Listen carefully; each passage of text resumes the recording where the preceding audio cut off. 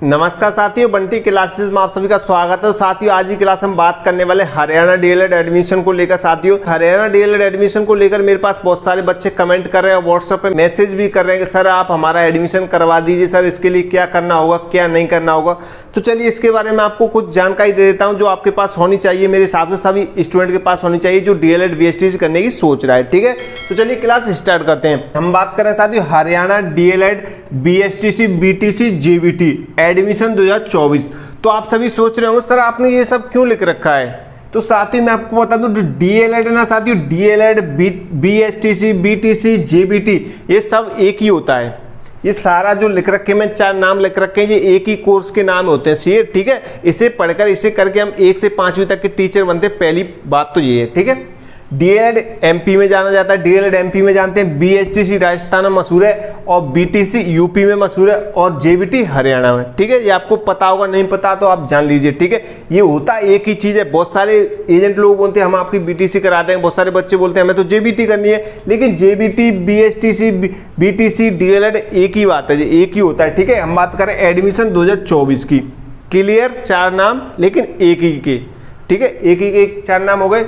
सत्र बात करें, हम सत्र की बात करें साथियों 2024 टू 2026, यानी कि जो एडमिशन हम 2024 में लेने वाले हैं, लेकिन 2025 में आपकी प्रथम वर्ष की परीक्षा होंगी, फिर उसके बाद द्वितीय वर्ष की परीक्षा होंगी आपकी 2026 में। इसीलिए ये 3 साल का कोर्स होता है। वैसे 2 साल का माना जाता है, लेकिन 3 साल इसमें लग जाते हैं क्योंकि 2024 में आपको एडमिशन मिल गया। ठीक है, 2025 में आपका फर्स्ट ईयर होगा, फिर उसके बाद सेकेंड ईयर होगा 2026 में। ठीक है, पहली बात क्लियर।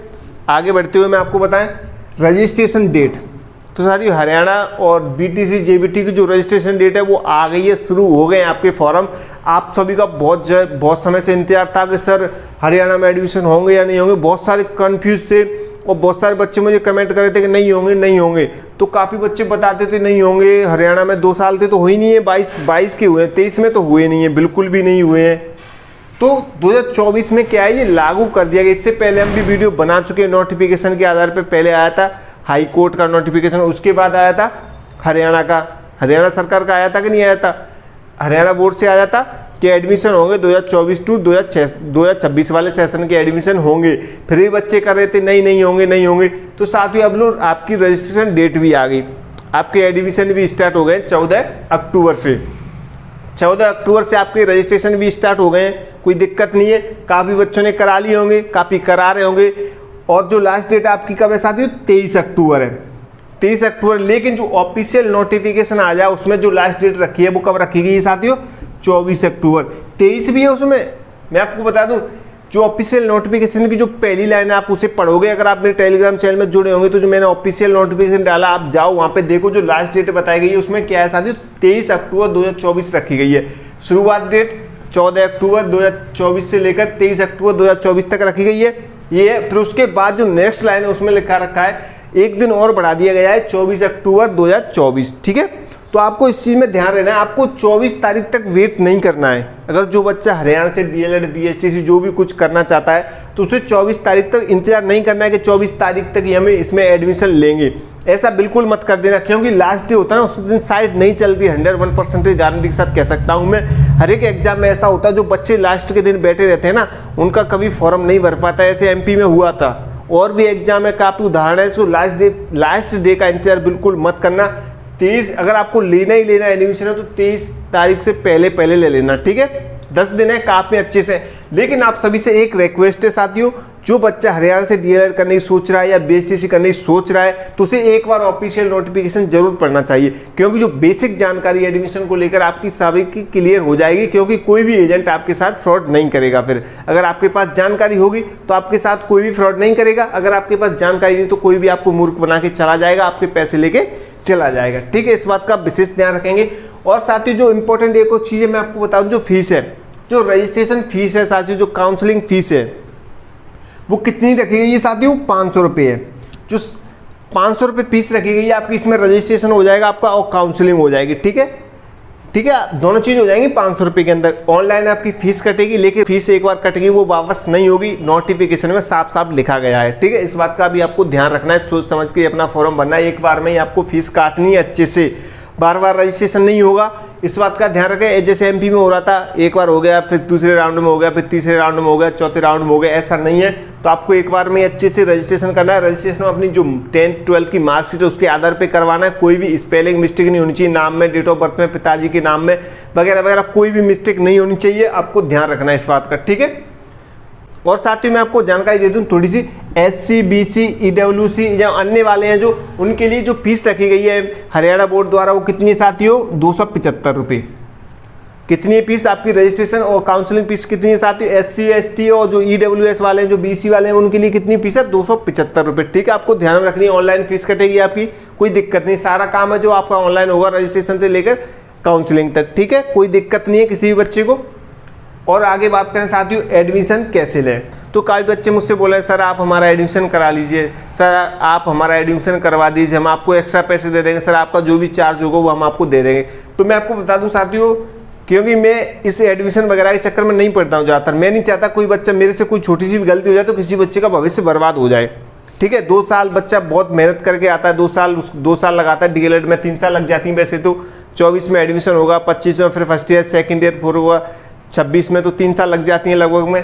तो काफ़ी बच्चे कोई मिस्टेक हो जाती है, कॉलेज वाला रिजेक्ट कर देता है, कोई भी मिस्टेक हो जाती है, एरर, कोई भी टेक्निकल प्रॉब्लम हो सकती है। लेकिन मैं नहीं चाहता कोई बच्चे का भविष्य बर्बाद हो। तो आपको मैं यही बता रहा हूँ, जिस एजेंट के थ्रू आप एडमिशन करवा रहे हैं तो अच्छे से उसकी जानकारी ले लें।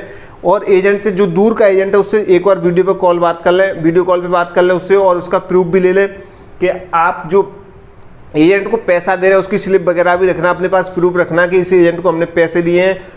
और उसके बारे में उसका पैन कार्ड वगैरह जो कुछ आपको दे सके वो ले लेना, आधार कार्ड को छोड़ के पैन कार्ड वगैरह, ड्राइविंग लाइसेंस वगैरह, उससे जानकारी तो रहेगी कि सच में है या किसी को हम ऐसे ही पैसे दे रहे हैं। और मैं आपको बता दूं, पैसे किसी भी बच्चे को डायरेक्ट नहीं देने, ज़्यादा पैसे नहीं देने, एकदम किस्त में देने हैं, ठीक है। और जिसकी जो टोटल फीस रहेगी 2 साल की लगभग में वो 60-70 रहेगी। एजेंट का मिला मिलू के सब कुछ इतना ही रहेगा, 70 से ज़्यादा मत देना किसी को, क्योंकि वो लोग फिर खाते हैं, पैसा खाते हैं, इतना ही रहता है। 60-70 की लगभग में फीस रहती है दोनों साल की प्राइवेट कॉलेज की, ठीक है। और गवर्नमेंट कॉलेज की तो बहुत कम रहती है, आप सब जानते होंगे, ठीक है। तो उस एजेंट से बात कीजिए जो एजेंट अच्छा हो, आपको अच्छे से हैंडल, आपका रजिस्ट्रेशन वगैरह अच्छे से कराए। और मैं आपको बता दूं साथियों, स्लिप वगैरह लेते रहना अपनी, जब भी आपका एडमिशन हो तो एडमिशन स्लिप ले लेना, आपको तभी पता चलेगा आपको कौन सी कॉलेज मिली है, कहाँ से मिली है। और मैं आपको बता दूं साथियों, जब आपको स्लिप मिल जाए, आपका रजिस्ट्रेशन होगा तो OTP वगैरह भी जाएगा। तो सारी चीज़ें जाँच कर लें एक बार कि आपके पास OTP आया या नहीं आया, आपका नंबर सही डाला या नहीं डाला है। तो आप खुद भी कर लें, आपके पास जानकारी होना अनिवार्य है, ठीक है। आपको जानकारी है तो आप सब कुछ कर सकते हैं, आपके साथ कोई भी फ्रॉड नहीं करेगा। तो इन चीज़ों का आपको ध्यान रखना है एडमिशन लेने से पहले, ठीक है। काफ़ी टाइम है, 10 दिन है, 10 दिन में आराम से हो जाएगा आपका एडमिशन, कोई दिक्कत नहीं लेनी है। अच्छे से करवाइए जिस एजेंट के थ्रू करवा रहे हैं, क्योंकि देखो आप 2-3 साल बर्बाद करते हो। पैसे की दिक्कत नहीं है, मैं जानता हूँ किसी बच्चे के लिए पैसे की कोई दिक्कत नहीं, लेकिन भविष्य बर्बाद होना सबसे बड़ी बात है। मान लीजिए आपने 2-3 साल लगा दिए, इसमें पता चलता है आपकी मार्कशीट फर्जी है, किसी एजेंट ने आपका एडमिशन फर्जी कॉलेज से करवाए थे बहुत लोग। तो इसके लिए आपको कॉलेज भी जानकारी होनी चाहिए। तो NCT की मान्यता प्राप्त कॉलेज में अपना एडमिशन लें। आप अदर स्टेट वाले हैं तो मैं आपको बता दूं, अदर स्टेट वाले सभी NCT, आपको जो रजिस्ट्रेशन होगा उसमें कॉलेज का नाम लिख के आएगा। जो एजेंट आपका जिस कॉलेज में एडमिशन करवा रहा है उसको एक बार देख लें क्या उस कॉलेज को NCT द्वारा मान्यता प्राप्त है या नहीं है, तो उसकी जानकारी अवश्य ले लें। NCT द्वारा मान्यता प्राप्त कॉलेज कैसे चेक करें, इसके ऊपर मैं ऑलरेडी एक वीडियो बना चुका हूं, तो आप मेरे चैनल पर जाओ और NCT द्वारा मान्यता प्राप्त कॉलेज कैसे चेक करें, ऑल इंडिया की, हरियाणा की नहीं, ऑल इंडिया की, आप कहीं से भी कर सकते हैं, कैसे भी कर सकते हैं। तो आप वीडियो चेक करो, और मैंने ऑफिशियल वेबसाइट बताई है NCT की, उस पर जाओ और वीडियो को देख के अपनी कॉलेज भी चेक कर लेना, ठीक है, ताकि आपको पता रहेगा हाँ आपकी कॉलेज है वो एकदम सही है, कोई दिक्कत नहीं है, ठीक है। तो इन चीज़ों का आपको ध्यान रखना है। फीस वगैरह को सारा कुछ अपना मतलब अच्छे से कर देना है, ठीक है। स्पेलिंग वगैरह उससे बोल दे। और साथ ही मैं आपको बता दूं, एजेंट से एक चीज़ और क्लियर कर लेना अपनी, कि काफ़ी एजेंट लोग बोलते हैं जो अदर स्टेट वाले, जैसे उत्तराखंड के बच्चे हरियाणा से DLED कर रहे हैं मान लीजिए, तो मेरे पास काफ़ी बच्चों के मैसेज आए, तो उस आधार पे मैं आपको बता रहा हूँ, समझा रहा हूँ, ताकि एक बच्चे की वजह से आप सभी समझ पाएँ कि उन्होंने बहुत अच्छा क्वेश्चन पूछते हैं बच्चे मेरे से, तो उसी के आधार पर मैं वीडियो लेके आता हूँ, ठीक है। मैं आपको वो बताने वाला हूँ जो आप सभी के लिए काम का है, ठीक है। तो ध्यान से देखें, ध्यान से सुने। तो मैं आपको बता रहा हूँ कि आप जिस एजेंट से एडमिशन ले रहे हैं, तो उस एजेंट से ये क्लियर कर देना कि आप मान लीजिए 70,000 रुपये दे रहे हैं। कितने दे रहे हैं? 70,000 दे रहे हैं टोटल 2 साल का, पूरा फीस कितना है? 70,000। लेकिन उससे ये क्लियर कर देना कि हमें प्रैक्टिकल देने तो नहीं आना पड़ेगा, हमारा प्रैक्टिकल कैसे होगा आपको ही करवाना पड़ेगा कॉलेज के थ्रू, इंटरसेप्ट देने तो नहीं आना पड़ेगा। अगर आप इंटर्नशिप देने, प्रैक्टिकल दे रहे, फिर एग्जाम देने आओगे तो आपका खर्चा बहुत ज़्यादा हो जाएगा, फिर 80-90 हज़ार के आसपास पहुंच जाएगा। तो एडमिशन लेने पहले ये भी क्लियर कर देना, हमें ओनली एग्जाम देने के लिए आना है, ठीक है, ये चीज़ जरूर क्लियर कर देना, ओनली एग्जाम देने के लिए आना है और किसी काम के लिए नहीं आना है हमें, ये क्लियर कर देना। उससे पूछ लेना, क्योंकि मैंने देखा है काफ़ी यूट्यूब पे बताते हैं कि इंटर्नशिप देने के लिए आना पड़ता है 2-4 दिन के लिए, और प्रैक्टिकल देने के लिए भी आना पड़ता है 1-2 दिन के लिए। काफ़ी एजेंट बोलते हैं नहीं आना पड़ता है, तो ये चीज़ क्लियर कर देना, कंफ्यूज मत रखना, ठीक है। तो इन चीज़ों पे आपको ध्यान देना है, सारी बातें पे, और ये सब मैंने आपको जानकारी दे दी। और कोई भी जानकारी देगी तो आप मुझे कमेंट कर दो, उसके आधार पर मैं वीडियो आपके लिए फिर बना दूंगा, आपको समझा दूंगा, ठीक है, अच्छे से। और मैं आपको बता दूं साथियों, एडमिशन में आपकी जो बच्चा एडमिशन ले रहा है उसके 12th में इंग्लिश सब्जेक्ट होना अनिवार्य है, ठीक है। एक विषय आपके पास 12th में कौन सी होनी चाहिए, अंग्रेजी की होनी अनिवार्य है। ये तो हरियाणा का जो ऑफिशियल नोटिफिकेशन उसमें भी लिखा गया है कि आपके पास 12वीं कक्षा में एक सब्जेक्ट इंग्लिश की होनी चाहिए, और 12वीं क्लास में आपके 50+ नंबर होने चाहिए। कितने होने चाहिए साथियों, 50+ नंबर होने चाहिए 12वीं क्लास में। लेकिन जो SC BC EWS वाले अन्य वाले उनके लिए 5% की छूट है। जो SC ST वाले लोग हैं ना, उनके लिए 5% की छूट है, इसमें कोई दिक्कत नहीं है, ठीक है। जिसके बच्चे की 48 है या 49 है, तो उसमें ऑफिशियल जो नोटिफिकेशन उसमें लिखा गया है साफ साफ। मैं यही तो कह रहा हूँ आपसे, आप एक बार ऑफिशियल नोटिफिकेशन पढ़िए तो आपको जानकारी हो जाएगी कि कितने परसेंटेज पे किसका है। सर आप में से बहुत सारे बच्चे SC के होंगे, ST के होंगे, EWS में आते होंगे बहुत सारे बच्चे, तो आप वो नोटिफिकेशन पढ़िए, आपको सारी जानकारी हो जाएगी। मान लीजिए किसी बच्चे, किसी यूट्यूबर ने बता दी, किसी यूट्यूबर ने आपको बता दी कि 50% होना अनिवार्य है, लेकिन बच्चा SC का है। समझिए मैं क्या कह रहा हूँ, बच्चा SC का, उसने बता दिया 50%। बच्चा जो SC का है उसकी जो परसेंटेज बनी है वो कितनी है, 48% है, 49% है, 50 नहीं है मान लीजिए। तो वो तो बच्चा यही सोचेगा, यूट्यूब पे हमने देखा था, वो तो सर बता रहे थे कि 50% से कम नहीं होनी चाहिए, 49.9 भी नहीं होनी चाहिए। तो बच्चा तो वहीं फेल हो गया ना, वो बच्चा तो यही सोचेगा ना अब नहीं होगा, यूट्यूब पे देखा हमने, वो सर ऐसे ऐसे बता रहे थे। तो ऐसा नहीं सर, एक बार नोटिफिकेशन पढ़िए आप, तो उसमें आपको एकदम क्लियर हो जाएगा कि 50% तो उन बच्चों के लिए जो सामान्य वर्ग के आते हैं उनके लिए ना, लेकिन SC के लिए, BC के लिए, EWS के लिए स्पष्ट लिखा गया है उसमें नोटिफिकेशन में कि उनको 50% की छूट है। तो जो जिन बच्चों की 49 है, जो SC में आते हैं, उनका एडमिशन हो जाएगा, ठीक है। तो इस बात का ध्यान रखें। और साथ ही जो सारा जो एडमिशन आपको कॉलेज मिलेंगी वो मेरिट के ऊपर मिलेंगे, ठीक है। आपकी जो परसेंटेज निकल के आएगी, जो मेरिट होगी, जो जितनी कॉलेज है उनके आधार पे आपको कॉलेज मिलेगी। तो किसी बच्चे को कोई दिक्कत नहीं, सारा काम ऑनलाइन है। अच्छे से एजेंट, जिस एजेंट के थ्रू करा रहे हैं उससे बात कीजिए और अच्छे से हैंडल कीजिए, कोई दिक्कत नहीं, ठीक है साथियों। तो कमेंट कर देना, चैनल को सब्सक्राइब जरूर कर देना यार, जो भी बच्चे नए हैं पहली बार देख रहे हैं वो सब्सक्राइब जरूर कर देना, क्योंकि मैं आपके लिए काम की चीज़ लेके आता हूँ, आपको अच्छे से जो रियल जानकारी वो देता हूँ, ठीक है।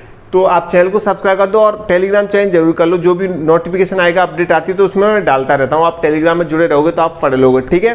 जो हरियाणा से संबंधित जो ऑफिशियल नोटिफिकेशन उसे जरूर पढ़ लो, लेकिन वो इंग्लिश में, आप हिंदी में कन्वर्ट करके उसे पढ़िए, आपको सारा कुछ समझ में आ जाएगा, ठीक है। अगर आप फ्रॉड से बचना चाहते हैं तो ऑफिशियल नोटिफिकेशन जरूर पढ़िए, 5 मिनट लगेगी उसे पढ़ने के लिए, ज़्यादा नहीं है।